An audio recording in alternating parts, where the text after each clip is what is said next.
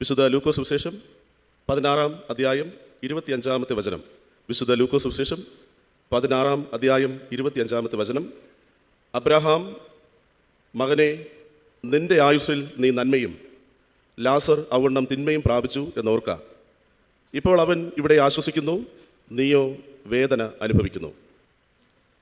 പഴയ തലമുറയിലെ കമ്മ്യൂണിസ്റ്റ് നേതാക്കളിലെ കണ്ണികളിൽ ഒരാളും തൊഴിലാളി വർഗ പ്രസ്ഥാനത്തിന് ഉജ്ജ്വലമായ സംഭാവനകൾ നൽകിയ എം ലോറൻസ് തൻ്റെ 95-ാമത്തെ വയസ്സിൽ ഇന്നലെ അന്തരിച്ചു. എം ലോറൻസ് മറ്റ് നേതാക്കളിൽ നിന്ന് വ്യത്യസ്തനാകുന്നത് അദ്ദേഹം കൊച്ചി നഗരത്തിൽ നടത്തിയ ഒരു ഇടപെടലാണ്. കൊച്ചി നഗരത്തിലെ വീടുകളിൽ നിന്ന് തോട്ടികളായ മനുഷ്യർ മലം കൊണ്ട് തള്ളിയിരുന്ന ഇടമായിരുന്നു ഇന്നത്തെ കലൂർ ബസ് സ്റ്റാൻഡ്. മലം ചുമക്കുന്ന തോട്ടികളായ മനുഷ്യരെ അകറ്റി നിർത്തിയിരുന്ന സമൂഹ പശ്ചാത്തലത്തിൽ എം ലോറൻസ് ആ മനുഷ്യരെ ചേർത്ത് പിടിച്ചു. അവരും മനുഷ്യരാണ്, തൊഴിലാളികളാണ്, അവർക്കും അവകാശങ്ങളുണ്ട് എന്ന് സധൈര്യം ഈ തോട്ടികളെ സംഘടിപ്പിച്ച നേതാവായിരുന്നു എം ലോറൻസ്. കഴിഞ്ഞ വർഷം മലയാളത്തിൻ്റെ പ്രിയങ്കരനായ കവി ബാലചന്ദ്രൻ ചുള്ളിക്കാട് എം ലോറൻസിനെ പരാമർശിച്ച് ഒരു കവിത എഴുതി. തോട്ടി എന്നാണ് ആ കവിതയുടെ പേര്. ആ കവിതയുടെ ചില വരികൾ പങ്കിട്ട് ആരംഭിക്കട്ടെ. തോട്ടി. കൊച്ചിയുടെ അടിപ്പടവിൽ മലം നിറച്ച പാട്ടയുമായി അയാൾ നിന്നു. യാർ നീ? കഴിഞ്ഞ നൂറ്റാണ്ട് ചോദിച്ചു. ഞാൻ ഇശക്കി മകൻ കുപ്പയാണ്ടി. അയാൾ വിനീതനായി. ലോകം വിധിച്ചു, നീ തോട്ടി, നീചജാതി, ജന്മപാപി, അസ്പർശ്യൻ, ദൃഷ്ടിയിൽപ്പെട്ടാലും ദോഷമുള്ളവൻ. ബോട്ട് ജെട്ടിയിൽ ഗാന്ധിജി പറഞ്ഞു, തോട്ടിയിൽ നിന്ന് വമിക്കുന്ന ദുർഗന്ധം അവൻ്റെ മലത്തിൻ്റേതല്ല, നിങ്ങളുടെ മലത്തിൻ്റേതാണ്. അപ്പോൾ കൊച്ചിയുടെ പിത്തം പിടിച്ച മണ്ണ് നീര് കെട്ടിയ കാലുകൾ കവച്ച് നിന്ന് അമറിക്കൊണ്ട് ലോറൻസ് ചേട്ടനെ പെറ്റു. പൊക്കിളിൽ നിന്ന് ചെങ്കൊടി വലിച്ചൂരിയെടുത്ത് ഉയർത്തിപ്പിടിച്ച് ഭൂമിയുടെ പടവുകൾ ഇറങ്ങിച്ചെന്ന് കുപ്പയാണ്ടിയുടെ തോളിൽ കൈവച്ച് ലോറൻസ് ചേട്ടൻ വിളിച്ചു, സഖാവേ, സഖാവേ. അയാൾ ആദ്യമായി പാതാളത്തിൽ നിന്ന് കണ്ണുകൾ ഉയർത്തി മലത്തിൽ നിന്ന് മാനത്തേക്ക് നോക്കി. ബാലചന്ദ്രൻ ചുള്ളിക്കാട് കഴിഞ്ഞ വർഷം ഈ കവിത എം ലോറൻസ് ജീവനോടെ ഇരുന്നപ്പോൾ നേരിട്ട് ചെന്ന് പാടിയതും വാർത്തകളിൽ ഇടം പിടിച്ചു. വിശുദ്ധ വേദപുസ്തകം ആത്മീയത എന്ന അനുഭവത്തെ വിവരിക്കുമ്പോൾ മുൻനിരയിൽ നിരത്തിവെക്കുന്ന 2 പദങ്ങളാണ് സമ്പന്നതയും ദാരിദ്ര്യവും. യഹൂദ മതത്തിൽ ധനവാനാകുന്നതും ധനവാനായി തുടരുന്നതും ഒരു തെറ്റല്ല. കാരണം ബൈബിളിൽ തന്നെ സമ്പത്തിനെ ദൈവ അനുഗ്രഹമായി പലയിടങ്ങളിലും വ്യാഖ്യാനിക്കുന്നുണ്ട്.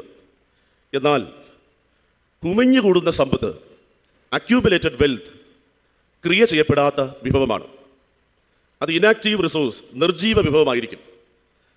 സമ്പത്ത് കുമിഞ്ഞുകൂടലും അമിതമായ സ്വരൂക്കൂട്ടലും ഒരിക്കലും വിശുദ്ധ വേദപുസ്തകത്തിൽ നീതീകരിച്ച് നാം കാണുന്നില്ല. ഇന്നത്തെ സുവിശേഷത്തിൽ രേഖപ്പെടുത്തിയിരിക്കുന്ന ധനവാന്റെയും ലാസറിൻ്റെയും ഉപമയ്ക്ക് മറ്റൊരു പേര് നിർദ്ദേശിക്കാൻ പറഞ്ഞാൽ നമുക്ക് ഇങ്ങനെ വിളിക്കാം: 6 സഹോദരന്മാരുടെ ഉപമ. 6 സഹോദരന്മാരുടെ ഉപമ. ജീവിക്കുന്ന 5 സഹോദരങ്ങൾക്കുള്ള ശക്തമായ മുന്നറിയിപ്പാണ് ഈ ഉപമ. ആരാണ് ഈ 5 പേർ? നമ്മളൊക്കെ തന്നെയാണ്. നമ്മൾ ഓരോരുത്തരുമാണ്. ധനവാനെ പോലെ വില കൂടിയ വസ്ത്രങ്ങൾ ധരിക്കുകയും സുഭിക്ഷമായി തിന്ന് കുടിച്ച് ആനന്ദിച്ച് സ്വാർത്ഥതയിൽ മുഴുകി ദൈവസ്വരം അവഗണിച്ച് മരണത്തോടെ എല്ലാം അവസാനിക്കും എന്ന് കരുതി ജീവിക്കുന്ന നമ്മൾക്കുള്ള മുന്നറിയിപ്പാണ് ഈ ഉപമ. ലൗകികമായ സമ്പത്ത്, ലോകപരമായ സമ്പത്ത് നിത്യ കൂടാരത്തിലേക്ക് ഉപകരിക്കുമാർ നിക്ഷേപിക്കാതിരുന്നാൽ നമ്മുടെ ജീവിതം ഒരു ദുരന്തമായി മാറും എന്ന മുന്നറിയിപ്പിൻ്റെ ഉപമയാണ് ധനവാന്റെയും ലാസറിൻ്റെയും ഉപമ, അഥവാ 6 സഹോദരന്മാരുടെ ഉപമ. വാസ്തവത്തിൽ ഈ ഉപമയിലെ ധനവാൻ ഒരു നല്ല മനുഷ്യനായിരുന്നു. നല്ലൊരാളായിരുന്നു ഈ മനുഷ്യൻ. അയാളുടെ സമ്പത്ത് തെറ്റായ വഴിക്കാണ് സമ്പാദിച്ചത് എന്ന് ഒരു സൂചനയും നമുക്ക് കിട്ടുന്നില്ല. ഈ ധനവാൻ ആരെയും ഒരു വിധത്തിലും ദ്രോഹിച്ചിരുന്നില്ല. തൻ്റെ പടിവാതിൽക്കൽ ഭക്ഷണമേശയ്ക്ക് സമീപം കിടന്നിരുന്ന വ്രണം കൊണ്ട് നിറങ്ങിയ ലാസറിനെ അയാൾ ആട്ടി ഓടിച്ചില്ല. ഒരു മഹാമനസ്കനാണ് ഈ ധനവാൻ. കാരണം നമ്മുടെയൊക്കെ ഭക്ഷണമേശയുടെ സമീപത്ത് ശരീരം മുഴുവൻ വ്രണം ബാധിച്ച ഒരാൾ ഇരുന്നാൽ എന്തുമാത്രം അരോചകമായി നമുക്കത് തോന്നും. നമ്മൾ ആഹാരം കഴിക്കുന്ന സ്ഥലത്ത് ശരീരത്തിൽ വടുക്കളുമായി പൊട്ടിയൊലിക്കുന്ന വ്രണങ്ങളുമായി ഒരാളിരുന്നാൽ ആ ആളെ അവിടെ നിന്ന് മാറ്റിയിട്ടേ നമ്മൾ ഭക്ഷണം കഴിക്കാറുള്ളൂ. പക്ഷേ ഈ ധനവാൻ അത് ചെയ്യുന്നില്ല, ആട്ടി അകറ്റുന്നില്ല. ഈ ധനവാൻ മരണപ്പെട്ടപ്പോൾ സഹോദരങ്ങൾക്ക് വേണ്ടി നിലവിളിക്കുകയാണ്. ഏതായാലും ഞാൻ പെട്ടു, അതായിരുന്നു ധനവാന്റെ ചിന്ത. ഏതായാലും ഞാൻ ഈ നിത്യനാശത്തിൽ പെട്ടു, തൻ്റെ സഹോദരങ്ങളെങ്കിലും ഈ യാതനാ സ്ഥലത്ത് വന്ന് പെടരുത്, ഈ അഗ്നിജ്വാലയിൽ വന്ന് പതിക്കരുത് എന്ന് ചിന്തിച്ച ആളാണ് ധനവാൻ.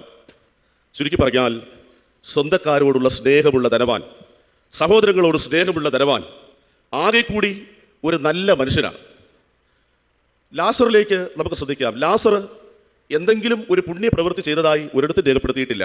ഒരു നന്മയുള്ള പ്രവൃത്തിയോ ഒരു നല്ല കാര്യമോ ഒരു സാന്ത്വനമോ ആർക്കെങ്കിലും ഉപകാരമോ ലാസറിൻ്റെ ഭാഗത്തു നിന്നുണ്ടാതായി ഈ സുവിശേഷങ്ങൾ പറയുന്നില്ല. ലാസറിൻ്റെ ആകെ കൂടിയുള്ള യോഗ്യത, ലാസർ ഒരു രോഗിയായിരുന്നു, ലാസർ ഒരു യാചകനായിരുന്നു. ഒരു രോഗിയും യാചകനും ആരുടെയെങ്കിലും സഹായമില്ലാതെ, ആരെങ്കിലും എറിഞ്ഞുകൊടുക്കുന്ന എച്ചിൽ കഷ്ണമല്ലാതെ ആഹരിക്കാൻ കഴിയാതെ അത്രയും ഹീനമായ ജീവിതം നയിച്ചിരുന്ന ഒരാളാണ് ലാസർ. അല്ലാതെ ലാസറിനെ കുറിച്ചൊരു മേന്മയൊന്നും നമുക്ക് പറയാനില്ല. പക്ഷേ ഈ ഉപമ നമ്മൾ വായിച്ച് അവസാനിപ്പിക്കുമ്പോൾ ആർക്കും ഒരു ദോഷവും ചെയ്യാതിരുന്ന ധനവാൻ നിത്യ നരകത്തിലേക്ക് എത്തുകയും ആർക്കും ഒരു ഉപകാരവും ചെയ്യാത്ത ലാസർ നിത്യ ജീവനിലേക്ക് പ്രവേശിക്കുകയും ചെയ്യുന്നു. ഒരു വിരോധാഭാസമാണ്.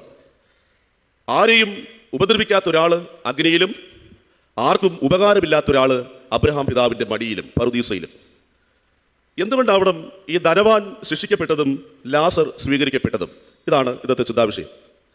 എന്തുകൊണ്ടാണ് ധനവാൻ ശിക്ഷിക്കപ്പെട്ടതും ലാസർ സ്വീകരിക്കപ്പെട്ടതും? 3 പദങ്ങൾ ഈ പഠനവുമായി ബന്ധപ്പെട്ട് പങ്കിട്ട് ഞാൻ അവസാനിപ്പിക്കാം.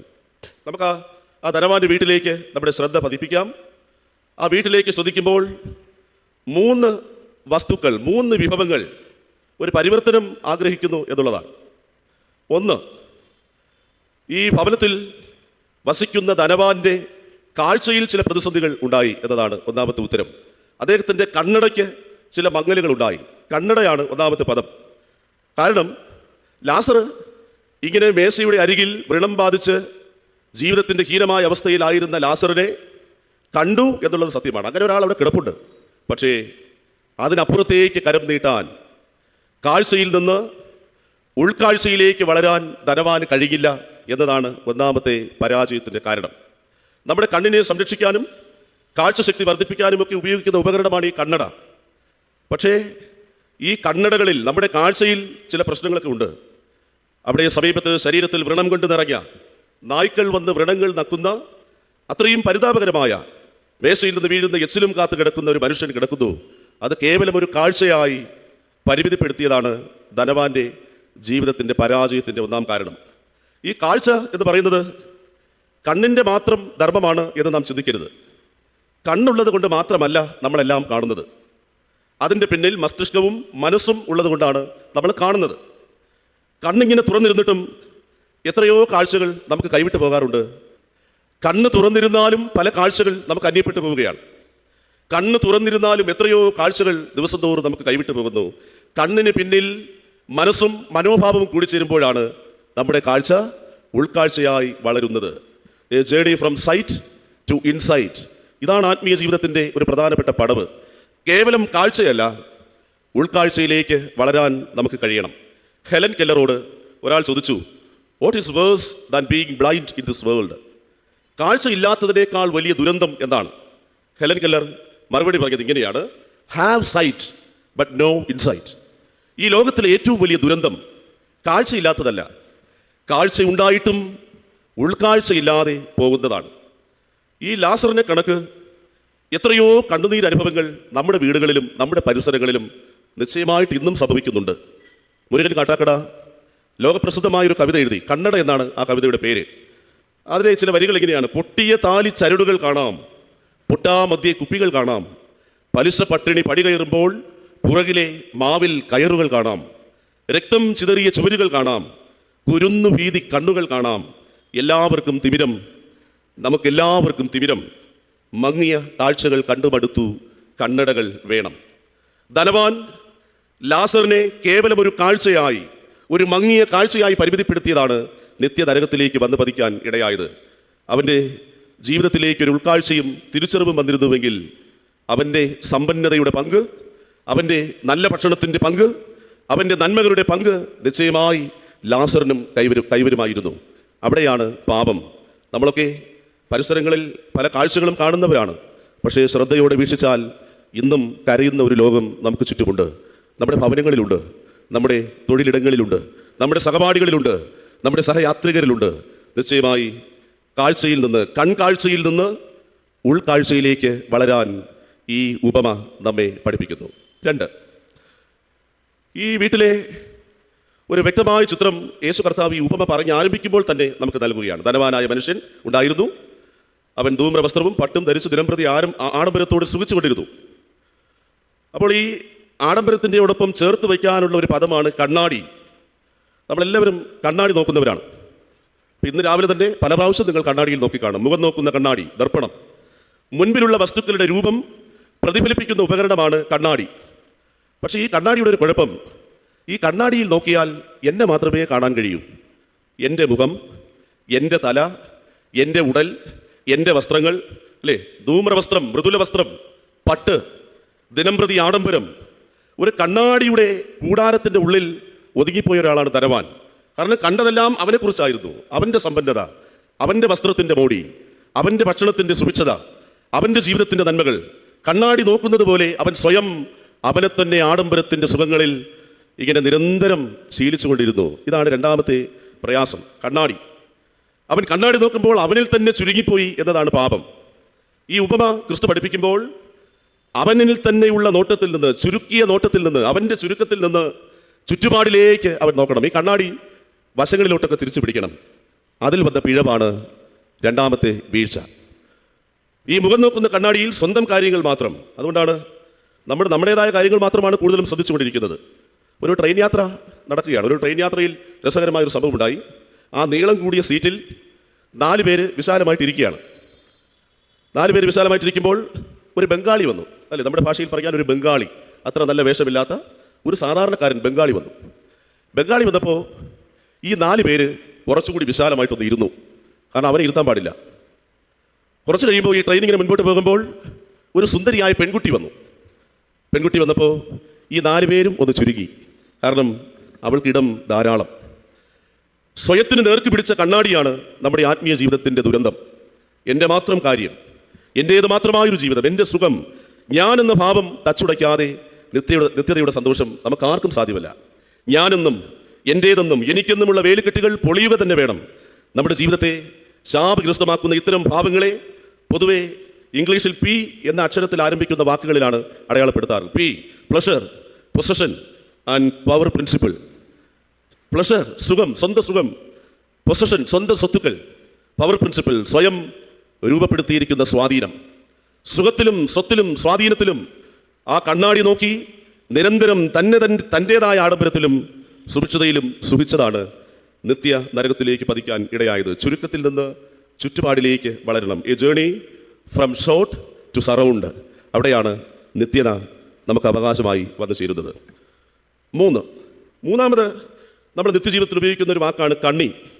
പ്രത്യേകിച്ച് ഇന്നത്തെ സുവിശേഷത്തിൽ വളരെ വ്യക്തമായിട്ട് എഴുതിയിട്ടുണ്ട്. അത്രയുമല്ല, ഞങ്ങൾക്കും നിങ്ങൾക്കും നടുവേ വലിയൊരു പിളർപ്പുണ്ടാക്കിയിരിക്കുന്നു, കണ്ണികൾ അകന്നു പോയിരിക്കുന്നു, ഒരു വിടവ് സംഭവിച്ചിരിക്കുന്നു. എന്താണ് കണ്ണി?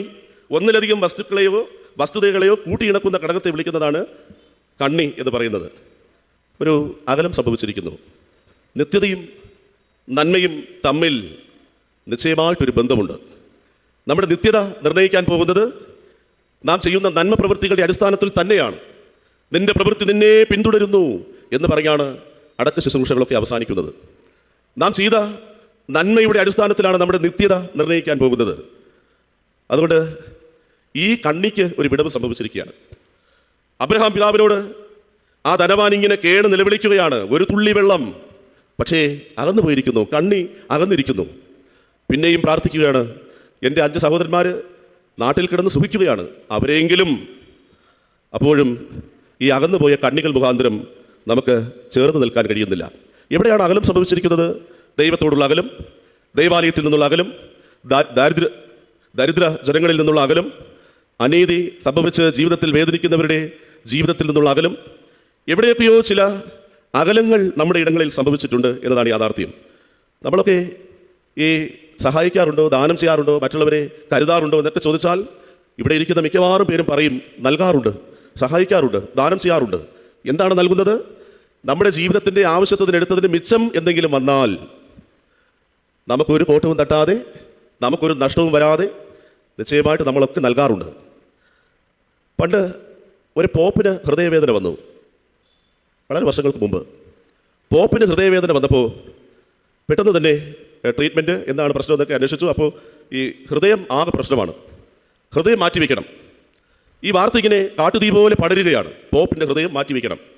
അപ്പോൾ ഈ വാർത്ത അറിഞ്ഞ് ലോകത്തിൻ്റെ പല ഭാഗങ്ങളിൽ നിന്ന് ആയിരക്കണക്കിന് ആളുകൾ ഈ പോപ്പിൻ്റെ വസതിയിലേക്ക് വന്ന് തടിച്ചുകൂടി. എല്ലാവരും പറയുന്നു, എൻ്റെ ഹൃദയം തരാം, എൻ്റെ ഹൃദയം ഞാൻ പോപ്പിന് സമ്മാനിക്കാം. ആയിരക്കണക്കിന് ജനങ്ങൾ ഇങ്ങനെ കൈ ഉയർത്തി, ഞാൻ തരാം, ഞാൻ ദാനം ചെയ്യാം. പോപ്പിനോടുള്ള അവരുടെ ആദരവും അവരുടെ ബഹുമാനവും ഒക്കെ പ്രകടിപ്പിക്കുകയാണ്, ഞാൻ തരാം. ഒരു ബിഷപ്പ് പോപ്പിൻ്റെ ഭവനത്തിൻ്റെ മുൻപിൽ വന്ന് പറഞ്ഞു, നിങ്ങളെല്ലാവരും കൂടി ഇങ്ങനെ ബഹളം വെച്ചിട്ട് കാര്യമില്ല. ആയിരക്കണക്കിന് ഹൃദയമൊന്നും പോപ്പിന് വേണ്ട, ഒരു ഹൃദയം മതി. ആരെങ്കിലും ഒരു ഹൃദയം ദാനം ചെയ്താൽ അത് നമുക്ക് പോപ്പിന് ഉപകരിക്കും. പക്ഷേ പിന്നെയും ആളുകൾ പറയുകയാണ്, ഞാൻ തരാം, ഞാൻ തരാം. ഈ ആളുകൾ മുഴുവനും കൈ ഉയർത്തി. ഒരു പരിഹാരമില്ലാതെ വന്നപ്പോൾ ബിഷപ്പ് പറഞ്ഞു, ഒരു കാര്യം ചെയ്യാം, ഞാൻ വളരെ ചെറിയൊരു തൂവൽ പ്രാർത്ഥിച്ച് ആശീർവദിച്ച് നിങ്ങളിലേക്ക് പറത്തിവിടാം.